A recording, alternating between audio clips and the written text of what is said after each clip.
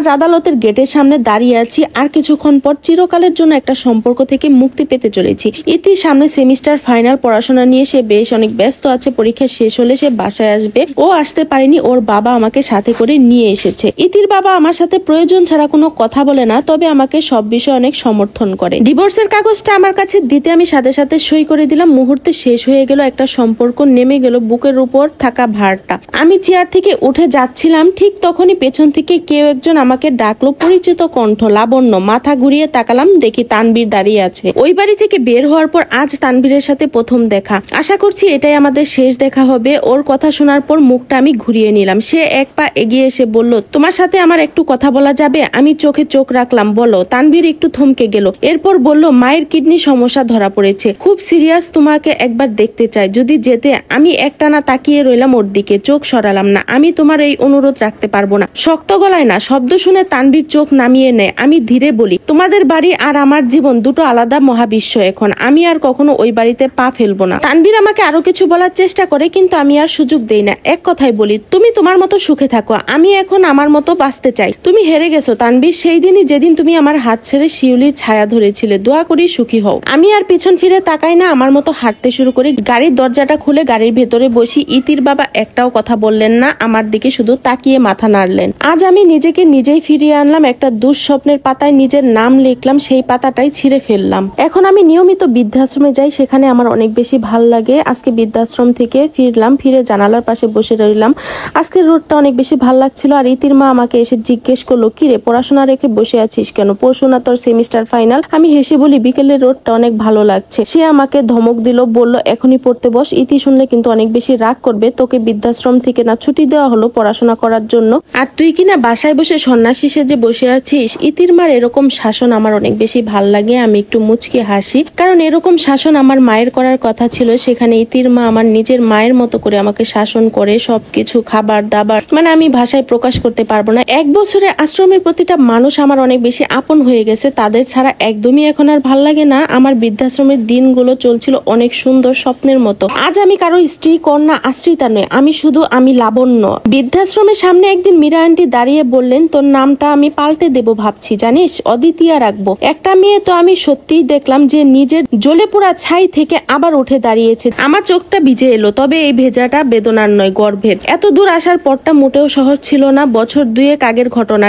ঠিক যখন আমি নিজেকে একটু একটু করে গুছিয়ে নিতে শুরু করেছি, ঠিক তখনই একদিন হঠাৎ একটা অচেনা নাম্বার থেকে ফোন এলো। কল রিসিভ করতে মেয়েলি গলার প্রশ্ন করে, আপনি কি লাবণ্য? জি, কে বলছেন? আমি তানহা, তানভীর ভাইয়ের ছোট বোন। চিনতে পেরেছো ভাবি? গলা কাঁপছে ওর। আমার কণ্ঠ শুকিয়ে আসে। ভাবি ডাকটা শুনে ভেতরটা কেমন উথাল পাতাল করে যায়। যথাসম্ভবত গভীর গলায় বলি, তোমার কোথাও ভুল হয়েছে তানহা, আমি তোমার ভাবি নই। হ্যাঁ জানি, কিন্তু অভ্যাস তো ভুলতে পারি না। জানো ভাবি, তোমার কথা অনেক মনে পড়ে আমার। ওর কথায় পাত্তা না দেওয়ার ভান করে বলি, তুমি কি কোনো দরকারে কল দিয়েছো? আসলে আমি খুব ব্যস্ত আছি। তানহা আমাকে বলে, তুমি ভাইয়াকে ছেড়ে যাওয়ার পর আমরা বুঝতে পেরেছি কি হারিয়েছি। তুমি যাওয়ার পর আমাদের সংসারটা ভেঙে গেছে। এখন আমাদের সংসারটা কেমন চূর্ণ বিচূর্ণ। মা এতটাই অসুস্থ হয়ে পড়েছে, বিছানায় পড়ে আছেন। শিউলি ভাবি চিকিৎসা করাতেই চায় না, বলেছে মরলে মরো, আমি কি করতে পারি? কথাগুলো শুনে আমি স্তব্ধ হয়ে যাই। শিউলি ভাবি মাকে একটা সরকারি হাসপাতালে ফেলে এসেছেন। আমি রোজ গিয়ে তাকে দেখে আসি। হাসপাতালে বিছানায় একা একা তিনি পড়ে আছেন। চাইলেও তার কাছে আমি সারাদিন থাকতে পারি না। শিউলি ভাবি আমাকে দিয়ে ঘরের সব কাজ করান। একটু ভুল হলে বলে চলে যায় এখান থেকে। ভাইয়াকে কিছুই বুঝতে দেয় না, উল্টো ভাইয়ার কাছে আমার নামে নালিশ করে। ফোনটা আমার হাতে কাঁপছিল।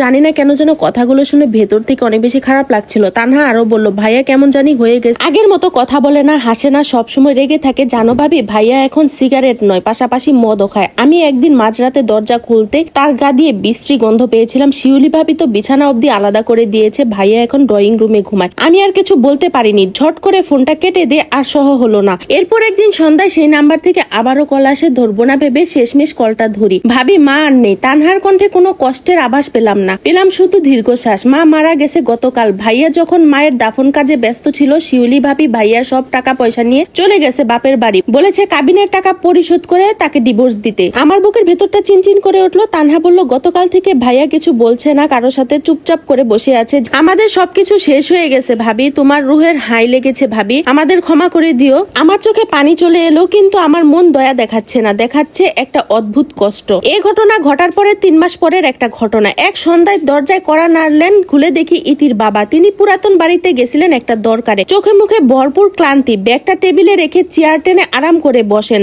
রান্নাঘর থেকে ঠান্ডা জল এনে সামনে দিতেই তিনি এক শ্বাসে পান করলেন। আমি রুমে যেতে নিলে তিনি পিছু ডাকলেন। ইতির বাবার সাথে আমার তেমন একটা কথা হয় না প্রয়োজন ছাড়া। উনি সরাসরি আমার সাথে তেমন একটা কথা বলেন না, ইতি বা ইতির মাকে বলেন। আমি সামনে এসে দাঁড়াতে তিনি একটু ইতস্ত করে বললেন, তোমার বাবা স্ট্রোক করেছে, বিছানায় পড়ে আছে, এখন ঠিক মতো চলাফেরা করতে পারে না। আমার বুকটা ধক করে উঠলো। এতদিন পর বাবার খবর পেলাম, তাও এমন খবর, ভেতরটা কেমন যেন মোচড় দিয়ে উঠলো। তিনি আরো বললেন, তোমার সৎ বোন অপরূপা 4 মাস আগে সবজি বিক্রেতার সাথে পালিয়ে গেছিল, আর ওকে ধরে এনে আবার বিয়ে দিয়েছে। এখন সে বাপের বাড়িতে থাকে আর রোজ টাকা চায়, না দিলে ঘরের ভেতরে অশান্তি বাঁধায়, এবং কি তোমার সৎ মায়ের উপরও হাত তোলে। তুমি ভাবতেই পারবে না ওদের কি অবস্থা। অসুস্থ স্বামীকে নিয়ে তিনি বড্ড কষ্টে আছেন। ছোট্ট ছেলেটা নাকি এখন কথা শুনে না। কথাগুলো শোনা মাত্রই অজান্তে চোখে পানি ছলছল করে উঠলো। আমি চুপচাপ উঠে ঘরের ভেতর যাই, কিছু টাকা বের করে একটা খামে ভরে এনে ইতির বাবার হাতে দিই। বললাম, খালু আপনি আবার গেলে বাবার ওষুধ আর বাড়ির জন্য বাজার করে নিয়ে যাবেন, প্রতি মাসে ওদের জন্য কিছু টাকা আমি পাঠাবো। ইতির বাবা কিছুক্ষণ চুপ করে আমার মুখের দিকে তাকিয়ে থাকেন, তার চোখ বিস্ময়।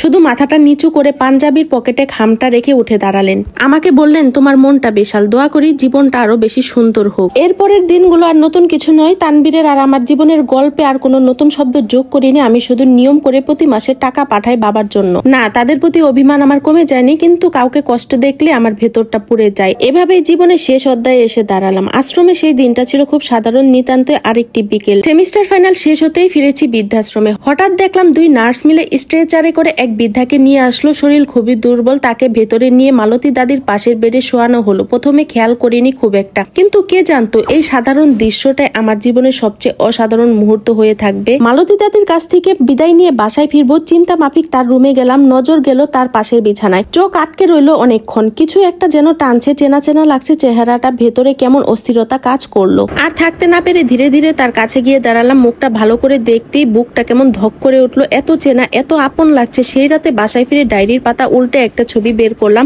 এক পুরনো ছবি, বাবা মায়ের মাঝে আমি। তখন আমি 2 বছরের ছিলাম। আমি পরদিন খুব ভোরে আবার আশ্রমে গেলাম। গিয়ে দেখি বৃদ্ধার জ্ঞান ফিরেছে। তিনি জানালার পাশে বসে আছেন। আমি ধীরে ধীরে তার পাশে গিয়ে দাঁড়ালাম। একটু কাপা কণ্ঠে জিজ্ঞেস করলাম, আপনার নাম কি? তিনি কোনো জবাব দিলেন না, চুপ করে রইলেন। আমি তখন ছবিটা বের করে ওনার সামনে দাঁড়ালাম। চেনেন এই ছবিটা? তিনি ধীরে ধীরে ছবির দিকে তাকালেন। আমি বললাম, মাঝের মেয়েটা আমি। তার ঠোঁট কেঁপে উঠলো, চোখ ভিজে গেল। আমি তার দিকে তাকিয়ে রইলাম কিছুক্ষণ, তারপর ফুপিয়ে কেঁদে উঠলেন। আমি আর নিজেকে ধরে রাখতে পারলাম না, এক ঝটকায় ওনাকে জড়িয়ে ধরলাম। সেই মুহূর্তে ছুটে এলো সবাই। আমি সবাইকে বললাম, দেখো উনি আমার মা, আমার মা ফিরে এসেছেন। সকলের চোখে অশ্রু দেখতে পেলাম। সন্ধ্যাবেলায় আমরা আশ্রমের বারান্দায় একসাথে বসেছিলাম। মায়ের হাতে হাতটা ধরলাম। মাকে আমি জিজ্ঞেস করলাম, আমাকে কেন ফেলে চলে গেছিলাম মা? তিনি দীর্ঘশ্বাস ফেললেন, তার চোখের কোণে বহু পুরনো কান্নার জল। সে আমাকে বলে, তোর বাবার দ্বিতীয় স্ত্রী আমাকে বের করে দেয়। আমি তো কিছু নিতে পারিনি, শুধু তোকে নিয়ে যেতে চেয়েছিলাম। কিন্তু তোর বাবার দ্বিতীয় স্ত্রী বললেন, আমি যদি তখন চুপচাপ চলে না যাই, সে চিৎকার করে লোকজন জড়ো করে বলবে গয়না চুরি করেছি।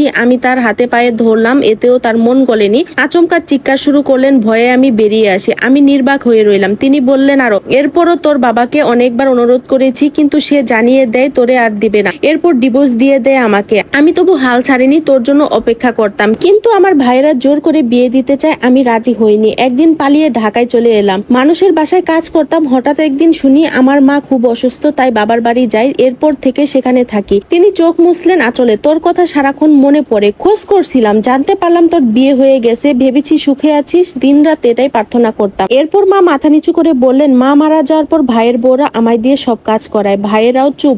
কিছুদিন আগে অসুস্থ হয়ে পড়লে ওরাই আমার বাড়ি থেকে বের করে দেয়। আমি ঘুরে বেড়াতাম, জানতাম না কোথায় যাচ্ছি। একদিন রাস্তায় মাথা ঘুরে পড়ে যাই। কিছু ছেলে আমায় হাসপাতালে নিয়ে নেয়। সেখানে আমার কোনো ঠিকানা ছিল না বলায় তারা আমাকে এখানে পাঠিয়ে দেয়। তখন আমি মায়ের হাতটা ধরে বসেছিলাম, মাথা নিচু করে কাঁদছি। এতদিন মাকে না বুঝে ভুল বুঝে এসেছি, অথচ এই মা জীবনে কত কষ্ট পার করেছে। তিনি কাপা হাতে আমার মাথায় হাত রাখেন, বললেন, এতদিন পর তোর মুখটা দেখে মনে হচ্ছে আমি মরলে এখন শান্তি পাবো মা। আমি বলি, আমাকে মাফ করো মা, আমি এতদিন তোমাকে ভুল ভেবে এসেছি, তোমার উপর অভিমান করেছিলাম। তিনি আমার পিঠে হাত বুলিয়ে বললেন, তোর জায়গায় আমি হলেও এটাই ভাবতাম। আকাশে হালকা মেঘ, মায়ের কোলে মাথা রেখে আমি শুয়ে আছি। চারপাশটা আজকে অনেক রঙিন লাগছে। জীবনে সবচেয়ে পূর্ণ মুহূর্ত এটা আজকে আমার জন্য। ভাসমান আমি আজ নিজের শিকড় খুঁজে পেয়েছি। ভাবছি জীবনটা মন্দ নয়, লাবণ্য থেকে অদ্বিতীয় হয়ে ওঠার যাত্রাটা বেশ ছিল।